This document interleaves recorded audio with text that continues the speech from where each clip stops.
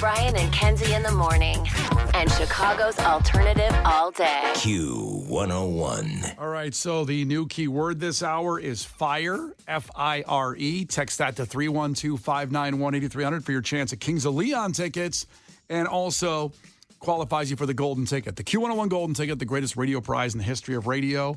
You'll have tickets for everything from Riot Fest to Riot Fest that we're a part of, and that is literally thousands and thousands of dollars of free tickets. Text FIRE, F-I-R-E, to 312-591-8300. Now, before we get to Gil Curtis and some No Doubt on the way, last week we got into a discussion of how many chicken wings would fit in the studio, floor to floor, wall to wall, or floor to ceiling, I should say. Floor to floor. Floor to floor, and then wall to wall.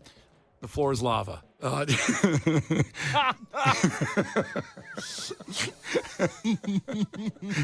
like, I've heard this enough for my 10-year-old. I can't do this.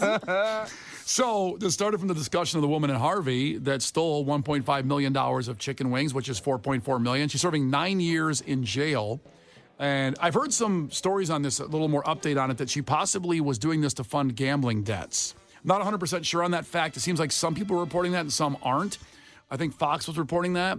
So makes it Someone texted in that she was trying to give food to, like, kids, but I haven't seen any evidence of that personally. There's no evidence that she was Peter Pan. Peter Pan again. She was also stealing. Robin Hood, not Peter Pan. She was also stealing from a school district for kids. So she wasn't, like, stealing from the rich to give it to kids. She was stealing from children, maybe to give to other children, but that doesn't really work well regardless. It's evil because somebody didn't eat or want. Somebody's got to pay for that. Somewhere along the line, the taxpayers of that area are going to pay for it. So she was no hero, let's put it that way. Mm-hmm. So then we got in the discussion of chicken wings, and would $4.4 million fit in our studio all the way up? And it got to the point where we got all these people calling in, mathematicians, and no one could figure it out exactly.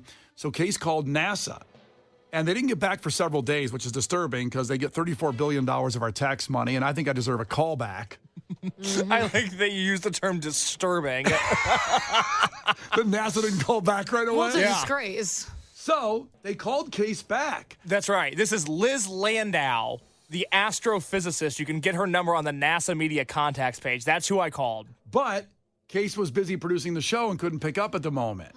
She's busy. She's a busy lady, Case. Well, so am I. I'm a busy lady. So Case did call her back, and we have the actual voicemail and the answer to if 4.4 million chicken wings could fit in our studio. Finally, we're going to close this thing out and not talk about it again, because this is waiting for this answer. I don't know if it's possible, but you're almost making me not want chicken wings. Almost. That's amazing. Not like fully. And I know you love boneless wings. Oh.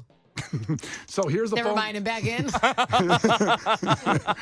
So here's Case's call to NASA to explain finally the answer that we've been waiting for.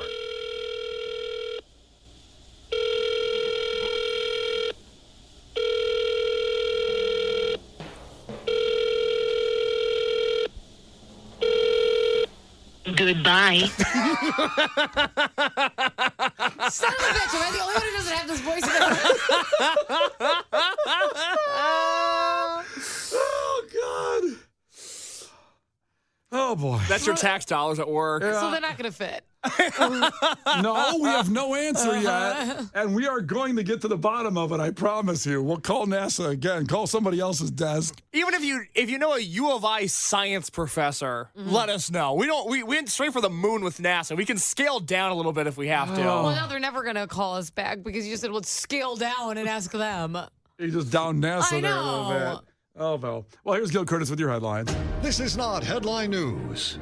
A Denver man got arrested for pulling a gun on a Burger King worker who refused drugs as payment. What a moron. Everyone knows that only works at Hardee's. A fedora worn by Harrison Ford in Indiana Jones and the Temple of Doom went for $630,000 at auction. Meanwhile, at the same auction, a DVD of Indiana Jones and the Dial of Destiny was used to level the auction table. Rob Schneider says he doesn't get invited onto late-night TV shows because of his politics.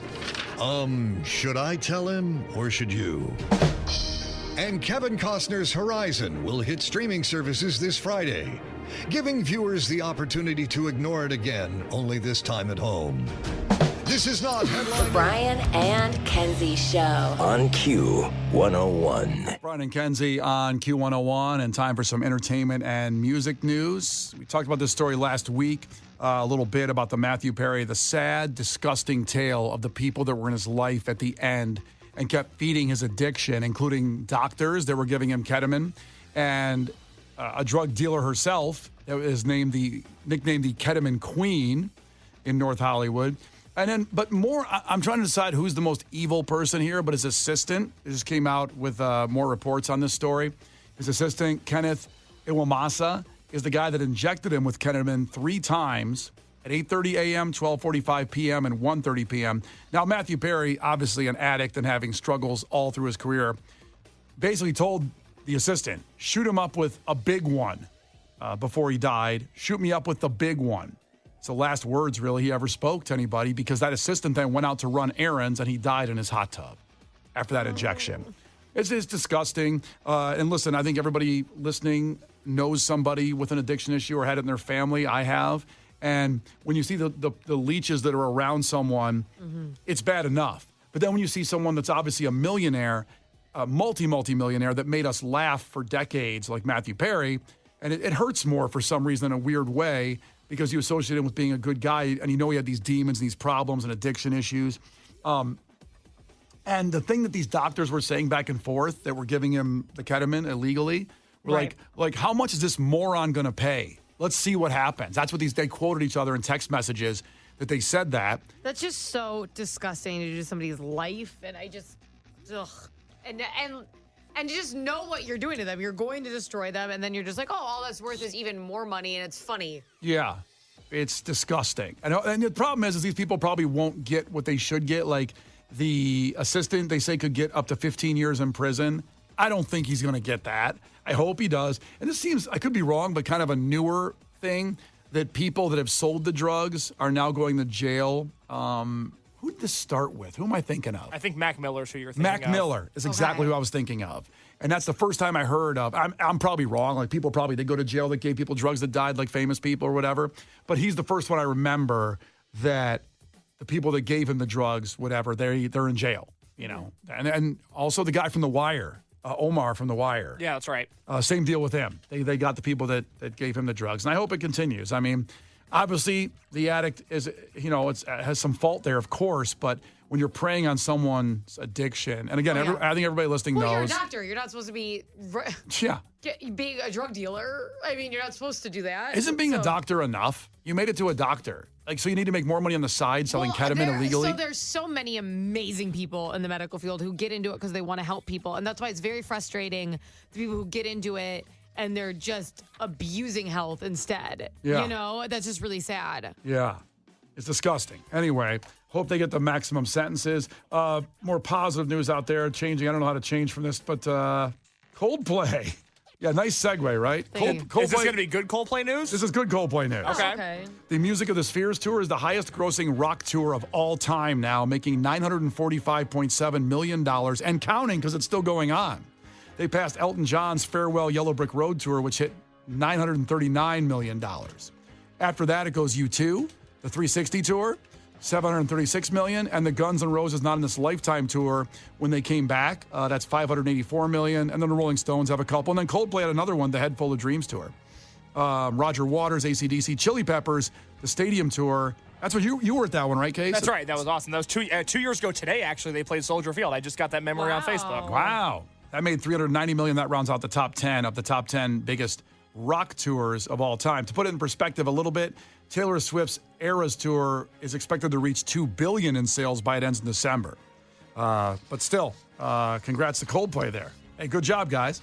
I will say, I've never had the privilege of seeing Coldplay live, but do you feel like when people go and see Coldplay and then they come back, it's like they've been indoctrinated into a cult the way they talk about it? Without question. Absolutely. I feel like they have out-of-body experiences there. Yeah. There's just something, like, people come back and they're just like, man, peace and love. You know? I'm like, okay, like, they're driving slow into work, waving. Yeah. Yeah. Because my thing is always like, I like Yellow too. Like, the band's cool. I got no problem. But they speak about Coldplay with such reverence only after they've seen them that it makes me feel like I'm really missing out. Yeah. Positive vibes, man. Absolutely. They bring something, different. They can do it in a stadium. And it's kind of hard to carry that way when they played Soldier Field a few years back, to carry through from. I remember seeing them in small venues when they started out, and then to see them do it in a stadium, it just is wild, and what they've done with it too. So congrats to Coldplay. Finally, let's see. Alien Romulus opened over the weekend. I just found out, I'm a big fan of the Alien franchise, but kind of didn't keep track of this movie.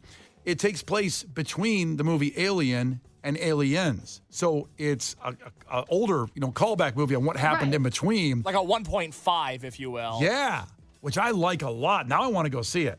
But Case, the producer, found this audio. This is unbelievable. It's from 1979, and it's people coming out with their kids that took their kids to go see Alien. Which was a rated R movie, right? People are taking their kids to see Alien? Yeah, in 1975, an R movie, and terrifying, by the way. Like adult kids? No. Like they're adult kids? Like, my 20, this is my son, he's 20 though. And he jumped in his lap and cried. The video shows these kids, I'm guessing they're about like 10 years old, maybe. Oh, younger, probably. You think so? Yeah, absolutely. Okay. And the audio of this is funny from 1975 of these kids coming out of the movie and the parents. Here's that audio. You know that this was an R-rated movie when you brought him? Yes, we did. Are you sorry you brought him? Yes, I am. Are you glad you saw it? Yeah. Are you sorry, sir, that you brought your son along to see Alien? No, ma'am, I think he should have seen it. It's something that he needs to know that things could happen in life. What? I love that guy. He needs to know that aliens could come out of your stomach anytime. You may feel like it doesn't matter now. All of them are going to be sorry when they get home, and none of their asses get to sleep for a few weeks. He was the first guy that, like, today's society, no one wants to ever say it's my bad, Yeah. He was the first. He doubled down quick. He doubled down. There's more audio here from 1979 of people coming out of Alien with their kids. That could be a true story. Okay, well, I suppose. I mean, he's not wrong, but It Based could on, be. based on what? science. We never know what's going on the outside of the world. Did the movie scare you at all? Yes, ma'am, it did. We take him to see a lot of horror pictures and things like because we like horror movies. We're horror buffs. She's got to dive in there a little bit. No, it's okay because he's used to it because we're training him to be a serial killer. He's watching all kinds of terrible movies. Then they go back to the kids. I guess. Would you recommend to your little friends who are your age to go see it? No, I wouldn't. Somebody save him. No. Where do you think he is now? Well, that kid's Prison? that kid's got to be in his 50s now, right? If he was like, let's say 6 or 7 years So old. let's say he was 7. That was 1979. So Yeah. he's almost 60 years old. He's got to be in prison, right?